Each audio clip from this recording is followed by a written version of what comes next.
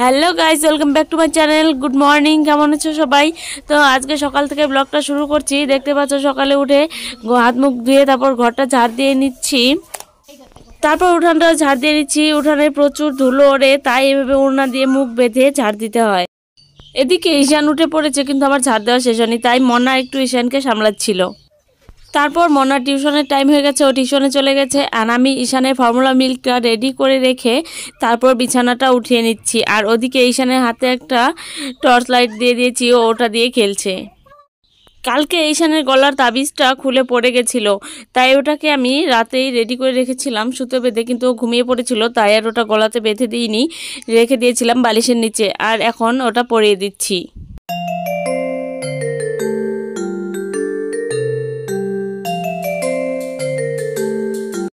তারপর বিছানা গোছানো প্রায় শেষ, এখন বিছানাটা ঝাড় দিয়ে নিচ্ছি। আর ঈশানও দেখো বিছানা ঝাড় দিবার জন্য ঝাড়ু নিয়ে টানাটানি করছিল।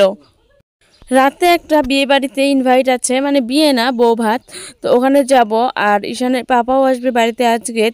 সারাদিন কি করব, কি কাজ করব, আর ঈশানের পাপা আসার আগে সব কাজ গুছিয়ে শেষ করে রাখবো। তো কি করব তাই সকাল থেকেই ভেবে রাখছি। সব সময়ই আমি এটাই করি, সারাদিন কি করব না করব এটা সকাল থেকেই ভেবে রাখি। আর তারপর একটার পর একটা কাজ গুছিয়ে করতে থাকি, এভাবে কাজ করতে আমার সুবিধা হয়। তারপর দেখলে তোমরা ঈশানকে ফর্মুলা মিল্ক খাইয়ে এখন ওকে ছেড়ে দিয়েছি উঠোনে খেলার জন্য। দেখো কি করছে, দেখো ফুল তুলছে, গাছ থেকে ফুল তুলে পুজো দিবে গিয়ে, রোজ এটাই করে। দেখো তুলসী তলায় ফুল দিয়ে উল্টো দিকে ঘুরে প্রণাম করছে, দেখো।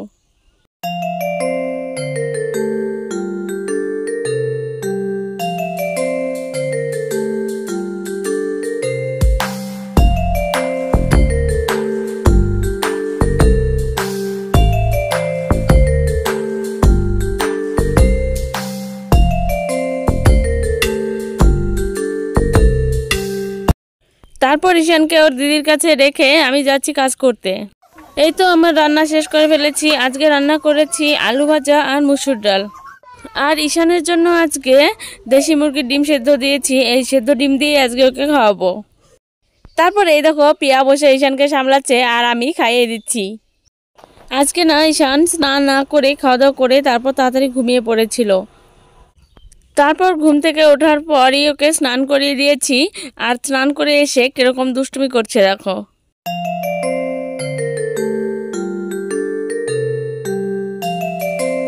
দুষ্টুমি কাকে বলে তোমরা দেখবে, তাহলে তাড়াতাড়ি রেডি হয়ে যাও দুষ্টুমি দেখার জন্য। এক্ষুনি শুরু হয়ে যাবে ঈশানের দুষ্টুমি। Ready, 1 2 3 start. এই তো শুরু হয়ে গেল। তারপর দেখো এই তো এটাকে নিয়ে ফেলে দিচ্ছে এদিক দিয়ে, আমি জাস্ট ভাবতেই পারিনি এটাকে যে ফেলে দেবে।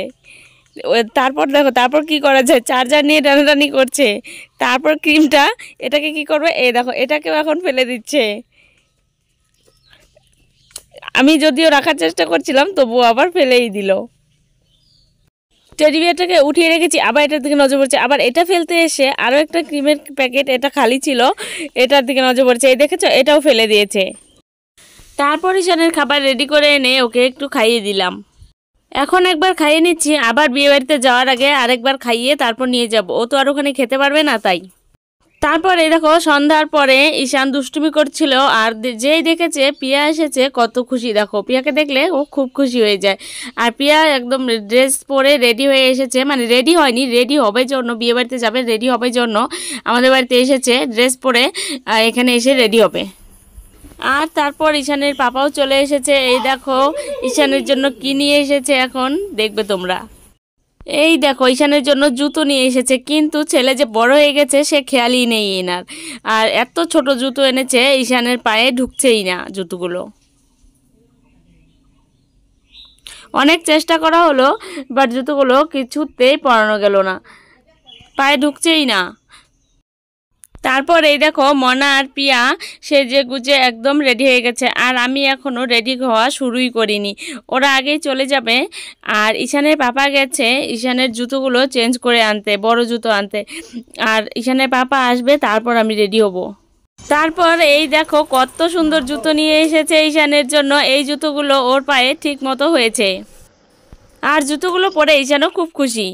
তারপর এই দেখো মাও রেডি হয়ে গেছে, সেজে গুজে বেরিয়ে পড়েছে। আর তো ঈশানের পাপাও রেডি, ঈশানও রেডি, আমিও রেডি হয়ে গেছি। এই তো এখন আমার লুকটাও দেখে নাও। আমার ফুল লুকটা দেখাতে পারলাম না, কারণ ভিডিও করে দেওয়ার মতো কেউ নেই। তারপর এই তো আমরা বিয়ে বাড়িতে এসে পড়েছি, হেলতে ডুলতে ঢুকে পড়লাম বিয়ে বাড়িতে।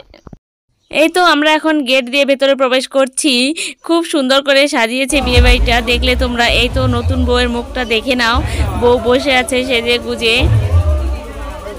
আর আজকে যার বিয়ে সে আমার ভাস্তা হয় সম্পর্কে, আর বউটা হচ্ছে ভাস্তা বউ। তারপর বিয়ে বাড়িতে একটু ঘুরে ফিরে চলে এলাম ডিজের এখানে।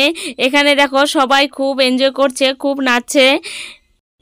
কিন্তু এখানেও আমি বেশিক্ষণ থাকতে পারিনি, কারণ ঈশান খুব ভয় পাচ্ছিল এই ডিজে লাইট আর এত জোরে গান শুনে। ও খুবই ভয় পাচ্ছিল, কান্না করছিল, তাই এখান থেকে চলে যেতে হচ্ছিল আমাকে খুব তাড়াতাড়ি। তারপর ওখান থেকে চলে এলাম একদম বউয়ের রুমে, মানে যে ঘরে বউ আর বর থাকবে সেই রুমে। কি দিয়েছে বউয়ের বাপের বাড়ি থেকে সেগুলো দেখতে। তো এই দেখো এগুলো, এই রুমে যা কিছু আছে সবই দিয়েছে। তো জিনিসগুলো খুবই ভালো ছিল, সুন্দর ছিল। তো দেখে নাও তোমরাও কেমন লাগে। তারপর ভাগ্নি আর জামাইবাবুর সাথে একটু ফটোশ্যুট করে নিলাম। তারপর এই দেখো ঈশান ঘুমিয়ে পড়েছে, তারপর ওকে একটু রুমে শুয়ে দিয়েছি। আর এখানে মা আছে ওর কাছে, মাকে রেখে তারপর আমরা বাইরে চলে গেলাম।